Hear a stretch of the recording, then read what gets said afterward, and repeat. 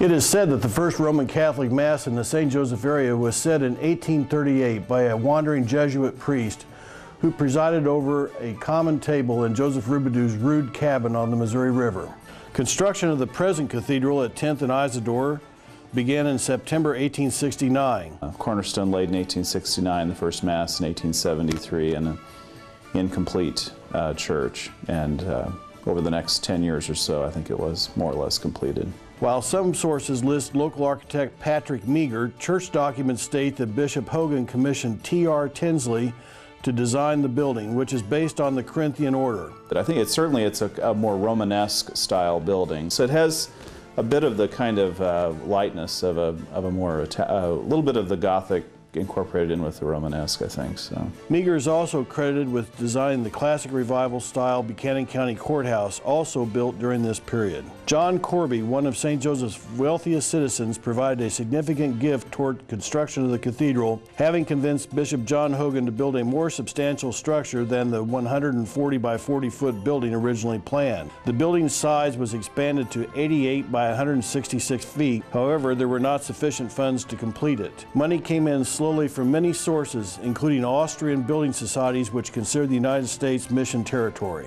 By 1878, a bell tower was completed and the interior had been plastered. Window glass and new pews were in place. A pipe organ was installed in 1882. It was replaced in 1930 by the present Kilgan pipe organ. I think it was substantially completed by the 1890s. They always had some things that they were, working toward finishing. The Reverend Maurice F. Burke, a man of refinement and taste, was appointed bishop in 1893. He oversaw completion of the building's finishing touches. Under his leadership, the present cathedral rectory was built and some of the land for Mount Olivet Cemetery was donated. The cathedral's bell towers were completed based on the original design.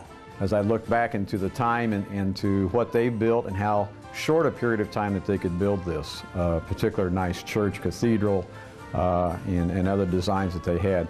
The beauty of the churches that I see today is that they had excellent interior finishes and excellent materials were selected. George F. Satori, an ecclesiastical artist from Wabash, Minnesota, was hired to decorate the interior with emblematic figures and designs. The total cost to complete the cathedral was $100,000. Construction cost that today is just hard to understand. I mean, most of these churches downtown would be less than $100,000 in construction cost. The triumvirate between the owner, the architect, and the actual contractor is one that has a varied history.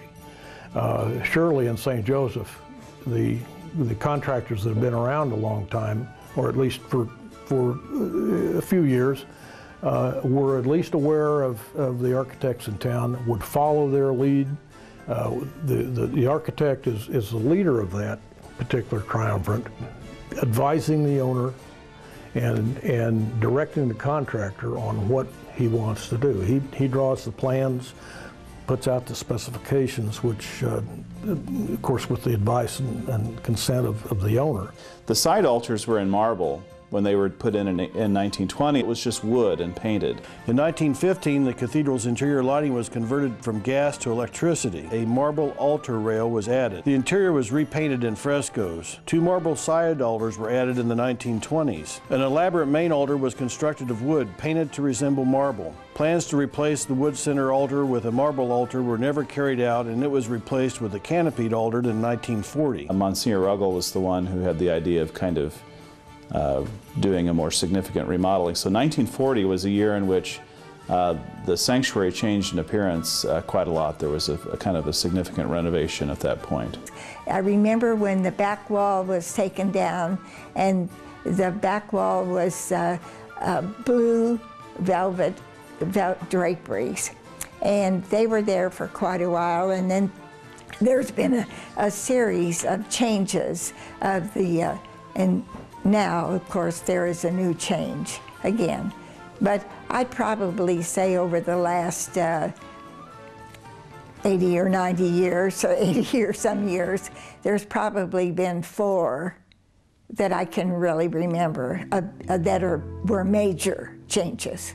A major renovation of the cathedral's nave in 1995 restored some of the original features, including the arcading across the back wall. A family here who had always been very generous supporters of the parish, and their daughter was getting married I think, and that was sort of the point at which the church was really, at the very least, totally redecorated, you might say. It's painted in its current scheme with the blue ceiling and the 150 stars. It was the sesquicentennial of the parish as well. So to commemorate that, they put 150 stars on the ceiling. The columns were marbleized. So it really was very nicely done. And that is when the marble in the center aisle was put in. There was always marble in the sanctuary itself, but the center aisle was carpeted, and that was marble was put down there. So it really was a lot of work was done in 1995. It was a happy coincidence that it was a wedding for their family, but it was really the sesquicentennial of the parish that was the goal of the parish, to have things kind of refreshed for that. So, to me, the renovations we did in 1995 really brought the life of the church, the beauty of the church, the symbolism that's within the church. They incorporate a lot of that within the worship space. And it's always been a good worship space as far as I've been concerned. It's fulfilled my needs. Today, the cathedral holds the distinction of being the oldest ecclesiastical building in continuous use in the city. The school being kind of a very important work here in the parish, because we do have a number of young families here that we probably would not have if we didn't have the school. The school was built in 1901. With the school, we have pre-kindergarten through 8th grade. Our pre-kindergarten classes are actually over at the old convent. So when we had nuns teaching here, they actually built the convent where the nuns lived. And that our pre-kindergarten is over there. And then K through 8th grade is in the main building. I went to public school the 3rd to the 7th grade, and then went to Catholic school in St. Louis in the 7th grade, and then back here again in the 8th grade. Then I went to Lafayette High School, and before school started, I got a message from Sister Augusta, and I thought, oh, she was going to be upset with me for not going to the convent. And I can't tell you why I didn't want to go to the convent, but I didn't.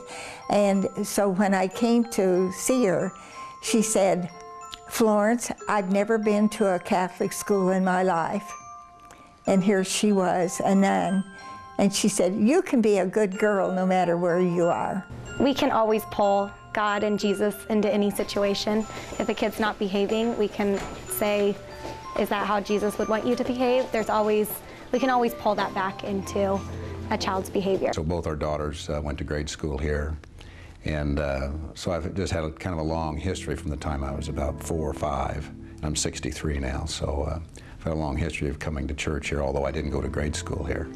You know, there's a real history of long-serving priests here, also long-serving people in other positions like the choir directors and things have been several of long tenure here. So it is a place of really long and rich history.